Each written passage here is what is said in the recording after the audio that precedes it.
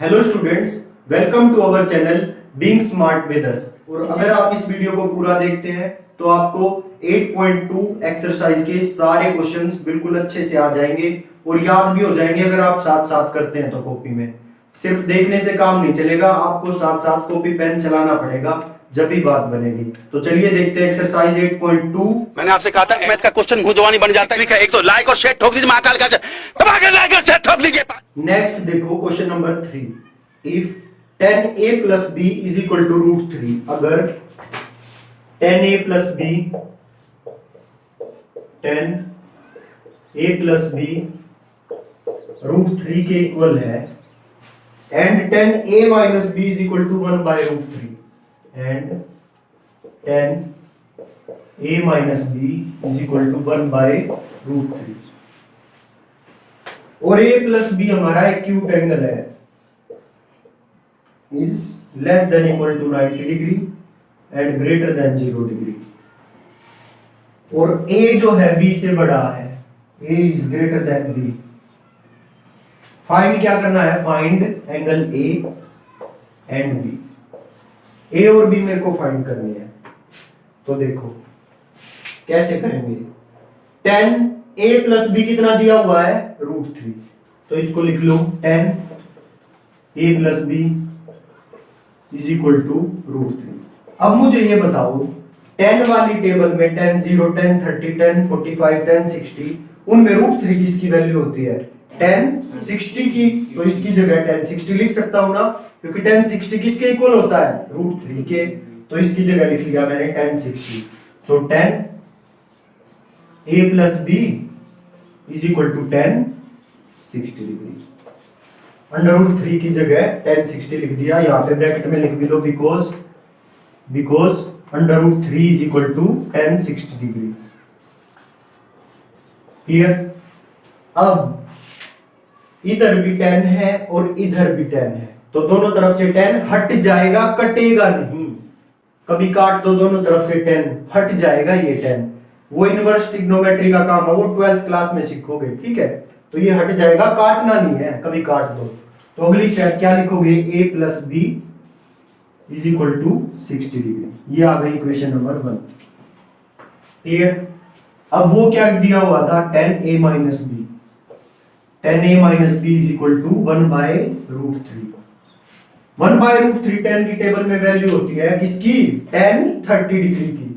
So this is 10a minus B. 10a minus B is equal to 10, 30 degree. यहां पे लिख दो because 1 by √3 is equal to 10, 30 degree. इसीलिए लिखा है मैंने, ये ऐसे ही नहीं लिख दिया क्योंकि इसकी वैल्यू होती है 10, 30 डिग्री की। तो 10 से 10 हट जाएगा, यहां आएगा a minus B is equal to 30 degree. Equation number 2। अब इक्वेशन 1 और 2 को सोल्व कर दो बाय एलिमिनेशन मेथड या सब्स्टिट्यूशन मेथड, किसी भी मेथड से। तो मैं इन दोनों को सोल्विंग इक्वेशन 1 एंड 2 सोल्व कर दूंगा इन दोनों को। a plus B is equal to 60 degree, a minus B is equal to 30 degree. दोनों को ऐड कर दिया तो b से b कट, ये आ गया 2a। 2a is equal to 60 plus 30, 90। 2 गुणा में है, उधर जाके डिवाइड में हो जाएगा। So a is equal to 90 by 2। इसको इससे काटा तो a आ गया 45 डिग्री। अब इस a की वैल्यू इनमें से किसी में भी पुट कर दो। 45 प्लस में b is equal to 60। b की वैल्यू मुझे चाहिए, तो b आ जाएगा 60 माइनस 45 डिग्री। तो ये कितना आया? 15 degree. So b is equal to 15 degree. मुझे निकालना क्या था? a और b की वैल्यू निकालनी थी। a की वैल्यू आ गई 45 डिग्री, b की वैल्यू आ गई 15 डिग्री। सो ये था हमारा क्वेश्चन नंबर 3। अब देखो next question number 4। State whether the following are true or false. हमको ये बताना है कि जो स्टेटमेंट आगे दी हुई है ये सच है, ट्रू है या फॉल्स है, और जस्टिफाई भी करना है। ट्रू है तो क्यों ट्रू है, फॉल्स है तो क्यों फॉल्स है। ठीक है, तो पहली स्टेटमेंट देखो।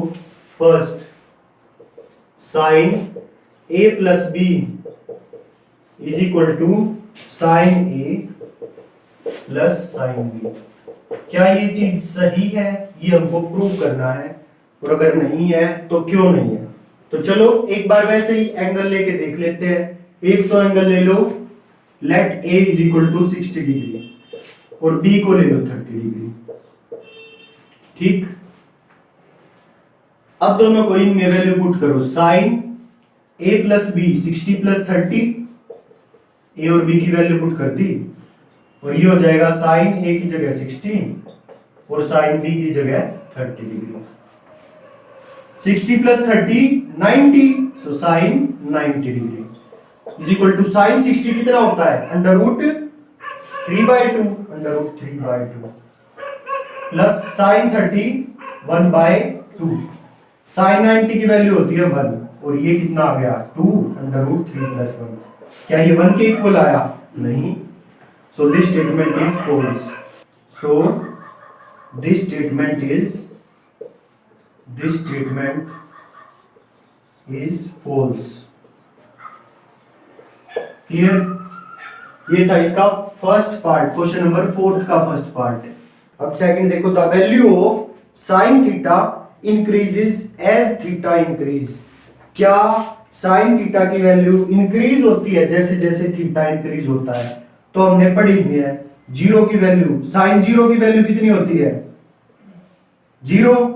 साइन 30 की वैल्यू कितनी होती है 1/2। तो देखो थीटा बढ़ा तो साइन थीटा की वैल्यू भी इंक्रीज हुई। आगे देखो साइन 45 डिग्री कितना होता है 1/√2।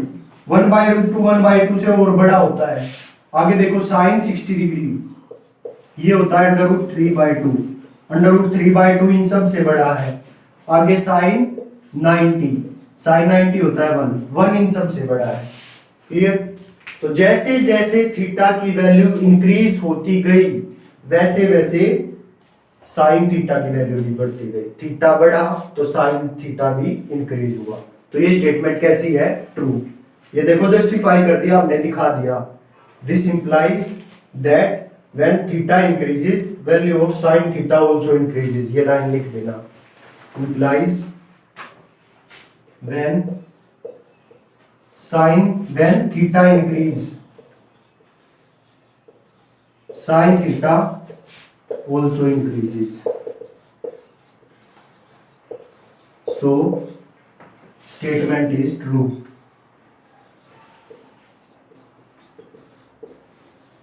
क्लियर? तो ये हो गए हमारे फोर्थ के दो पार्ट। नेक्स्ट देखो क्वेश्चन नंबर 4 का third part. The value of cos theta increase as theta increases. क्या cos थीटा की वैल्यू भी इंक्रीज होती है जैसे जैसे थीटा इंक्रीज होता है? चलो चेक करते हैं। हमने पढ़ी है पहले cos 0 की वैल्यू, फिर cos 30 की वैल्यू क्या होती है, cos 45 की वैल्यू, cos 60 की वैल्यू और cos 90 की वैल्यू। थीटा इंक्रीज होता जा रहा है, पहले 30 0 30 45 60 फिर 90। cos 0 की वैल्यू होती है 1। cos 30 कितना होता है √3/2। तो 1 से छोटी वैल्यू है ये, 1 से छोटा होता है √3/2। और देख लो आगे cos 45 की वैल्यू कितनी होती है 1/√2। ये 1 से छोटा, इससे भी छोटा। cos 60 होता है 1/2। इससे तो देख के तुम साफ साफ अनुमान लगा सकते हो कि जैसे जैसे हम उधर गए पहले वैल्यू थी 1 और फिर हो गई आधी 0.5 हाफ। ठीक, इससे तो साफ साफ पता चल गया ना कि ये छोटी होती जा रही है वैल्यू, उधर जा रही है। तो थीटा बढ़ रहा है लेकिन cos थीटा की वैल्यू छोटी होती जा रही है। cos 90 तो बिल्कुल ही 0 हो गया। Clear? implies as value of theta increases, cos theta decreases. So statement is false.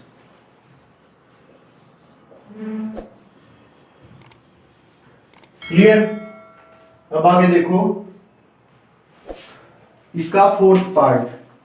Sign theta is equal to cos theta for all value of theta. Fourth part, क्या जो साइन थीटा है और cos theta है वो सभी value के लिए equal होते हैं फॉर ऑल वैल्यूज। ये साइन होता है फॉर ऑल का, जो फॉर ऑल लिखते हैं ना FORALL, इसको सिंपली ये साइन से भी दिखा सकते हैं हम, for all values of theta. तो चलो चेक कर लेते हैं जीरो के लिए साइन जीरो, थीटा जीरो ले लेते हैं थोड़ी देर के लिए। ये तो कह रहा सभी वैल्यू के लिए ट्रू है, true for all values of theta. तो चेक करते हैं, साइन जीरो, थीटा एक बार जीरो ले लिया मैंने कुछ देर के लिए, तो ये होगा कोस जीरो। साइन जीरो कितना होता है जीरो, और कोस जीरो 1। क्या इक्वल आए? नहीं आए। So this statement is false. ये था हमारा fourth part. So question number 4 का फिफ्थ पार्ट देखो। Cot A is not defined for A is equal to zero. क्या कोट ए नॉट डिफाइंड होता है अगर एंगल जीरो हो तो? Cot A, fifth part, cot A is not defined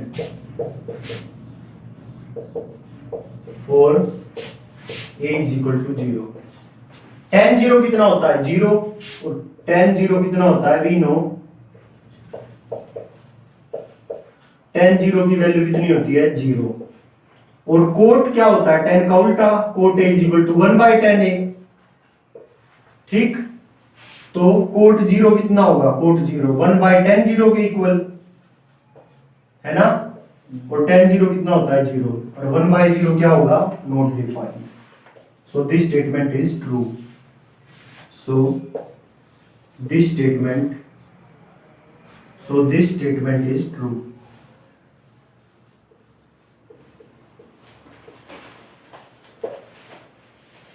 clear? तो इसी के साथ हमारी ये एक्सरसाइज 8.2 खत्म होती है। सो होप आप सबको ये एक्सरसाइज समझ आई होगी। जितने भी क्वेश्चंस हैं, अगर आपको किसी भी क्वेश्चन में कोई भी डाउट हो तो एक बार इस वीडियो को रिपीट करके जरूर देखें। और अगर फिर भी समझ ना आए तो आप कमेंट बॉक्स में मुझसे पूछ सकते हैं। सो मिलते हैं नेक्स्ट वीडियो में अगली एक्सरसाइज के साथ। So thank you. For more updates, subscribe to our channel